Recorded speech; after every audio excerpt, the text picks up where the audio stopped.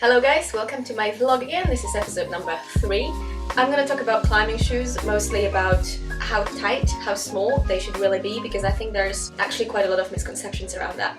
How to choose your climbing shoes. Let's just stick to the sort of like basics of choosing climbing shoes. Probably you don't want anything that's too asymmetrical, you don't want anything that's too aggressive, so too downturn, and you want something that's comfortable.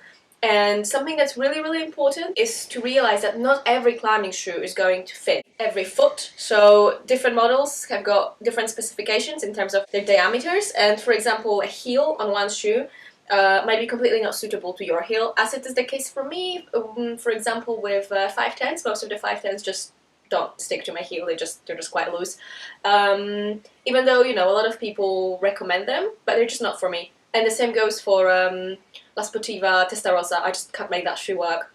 So you just get something that's affordable, comfortable, and probably you're gonna be okay even if you get like the most basic shoe from Decathlon, you know, whatever. It just means that later you will end up buying something slightly better designed, but to start with, that's absolutely alright. One really important thing to also keep in mind is that you want something completely different from a shoe that you're going to trad climb in and from a shoe that you're going to do bouldering. So I, for example, once went to Wales to do some trad climbing, and I took my bouldering shoes with me, and on the second day of the trip I ended up in the Llanberis climbing store getting myself a new pair of shoes, just basically something big and comfortable, because I couldn't stand on my feet while placing gear, and it was an agony, and I couldn't get to the top of anything. And that could have been totally foreseen. So yeah, just sort of establish what you want your shoe for, right? Are you gonna stand a lot in it, or are you just gonna pull it on to climb a boulder problem and take it off? That's a big difference. A lot of people are concerned that wearing big climbing shoes will actually damage their technique. And I don't necessarily think that's true. I mean, good footwork can be executed pretty much in whatever, as long as it's not a welly, and as long as your foot is not swimming in that huge shoe with like 2 pairs of woolly socks, you'll be fine. So just get something that's comfy. You don't want your toenails to fall off while you're learning to climb, because you will not end up loving it, and you're meant to love it. A lot of people who are sort of, you know, maybe more advanced in climbing, they always tell beginners that, oh, well, your shoe, you know, it should be really tight. And I think that's a little bit of showing off. Oh, my shoes are so tight and painful and I can still climb in them because I'm so advanced. Well, that's not necessarily how it should be. So make sure that, you know, the shoe is tight, and aim for something that you definitely cannot put a sock in, but make sure that you're not suffering. Because if you're suffering, that's just not gonna work. Admittedly, quite a lot of climbing shoes, they end up stretching a lot. So you end up buying a really small shoe, and then after a few months of use, it's actually too big for you. I guess the same could happen with slightly like less aggressive shoes, but you maybe don't experience it so much because you don't start with such a small one. And the reason why you'd start with a very small one is that you want to end up with something that's perfect. So for me, that's actually quite a struggle. I use a lot, where is it? I use La Sportiva solutions, and I've been using them for 3 years now. And normally I use, let me tell you, 34.5. But 34.5 ends up being really comfortable for me after, you know, 2-3 months. And then after 4 months, 5 months, it just is too big. And I like to resole my shoes, I like to use them for quite a while. So I need to start with something that's quite small. So that's 34.5, and then I ended up choosing 34 to try and downsize a tiny bit. It's still not like ridiculously small, I still can, you know, stand in them and it's still okay, but I just thought that maybe it would be better to have something slightly tighter. And let me tell you, I'm not gonna go for 34 again. I'm gonna go for 34.5, because breaking this shoe in has been a pain in the ass. Once you've chosen your shoe, and once you've decided how small you want it, then the small matter of breaking it in remains. And that's actually quite a difficult process for me, because I really hate uncomfortable footwear, whether it's climbing shoes or any other shoes. But the first tip I've got for you is to use a bit of plastic, and you just put it on your foot. It kind of looks stupid, and it also makes your foot sweat. But the really big difference is that straight away, even this tiny new shoe, you're able to put it on quite comfortably because your foot is not sort of rubbing against all of those tight parts of the shoe. Another way that I like is using a hairdryer to warm up the inside of your shoe. Just make sure you don't burn it, you know, hold it at a distance. Make it hot, make the shoe really warm. That means the rubber will be much more malleable and it will mold to your foot. And then put it on when the shoe is hot. You know, do 10 steps around your house, stand on a small edge, take it off, and do it every day.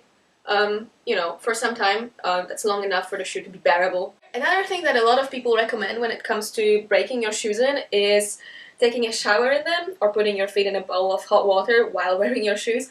And yeah, that works. That stretches the shoe, but it also means that the materials it's made of deteriorate much faster, especially if you use leather shoes. And you're just going to have that shoe for less long. If your shoes are so small that you want to take a shower in them to break them in, they're probably too small. Another thing is that various models, they stretch to a different degree. It depends on whether they're made of synthetic materials or leather, or it depends on the rubber, I suppose, as well. So it's good to ask somebody who's wearing the shoe that you're planning on buying how much they experienced it stretching. If they say, oh yeah, it stretches loads, then you can more freely go for that tighter fit. But, you know, it's very possible that they're going to say, oh no, that shoe doesn't really change that much. And then don't go too crazy on downsizing, because you will just suffer and you won't end up wearing that shoe. So something that I really like doing is sort of slowly phasing out my old shoe and replacing it with a new one gradually. Sometimes I even do it like with left shoe or right shoe. So for example, now I'm trying one boulder problem, and on my right foot I've got my old solution, and my left foot I've got my new solution because I need a better toe hook. And actually, where is it? I've already stripped the rubber of that almost new shoe quite a lot. I got some beta on remaking the toe hooks area at home with shoe glue and rubber. So as soon as I get that in more detail, I'll share it with you because I think it might be a game changer. Okay. When I was still using softer, sort of more comfortable shoes, that was Boreal Joker that I really enjoyed for its softness. And then when Cobra was my sort of sharp shoe, I was really mystified by heel hooks and toe hooks. And then somebody I met in Magic Wood told me, hey, why don't you put my solution on and try this toe hook with a solution that, you know, a toe hook that I couldn't do. I put a solution on and straight away it was absolutely fine. When it comes to heel hooking, I really struggled with it when I was a beginner. I kind of still struggle with it. It became much better for me when I got my first pair of solutions. The heel is very sort of rigid, and it allowed me to actually, you know, like dig into the holes and really pull on my heel. And now that I actually want a little bit more precision in my heel hooking, I'm not that fond of the sort of tennis ball-like heel solution. I am about to try Red Chili, I think this is called Fusion Lighting. It's made of the same rubber as the solution, and the front part of it is actually very similar, and the heel is very different. So I want to try this narrower heel, this more sort of precise heel, see how it feels. But actually this pair is too big for me. I'm gonna be testing the Fusion as soon as I get the size that fits me. But I would like you to also have the opportunity to try the Fusion, so head to my last Instagram post, and there is a giveaway there that I organized together with Barabbas. It's a shop where I get all of my climbing shoes, and you will have the opportunity to test them. The next shoe that I'm going to try is going to be the Mad Rock Lotus, because it's also very similar to the solution, but it's softer and the heel is again narrower, so maybe that will be my perfect shoe. This was my first attempt at just taking you through a topic in a sort of vlogging form as opposed to written form, so I'm guessing it's been incredibly hectic, and I'm not even sure if I've covered everything. If I haven't, I will put it in writing on my blog, but feel free to ask me any questions, or like, you know, share any observations about the shoes that you use, and hopefully I managed to explain some of the misconceptions around climbing shoe sizes. Thank you for listening, and let me know what you think about this. Bye!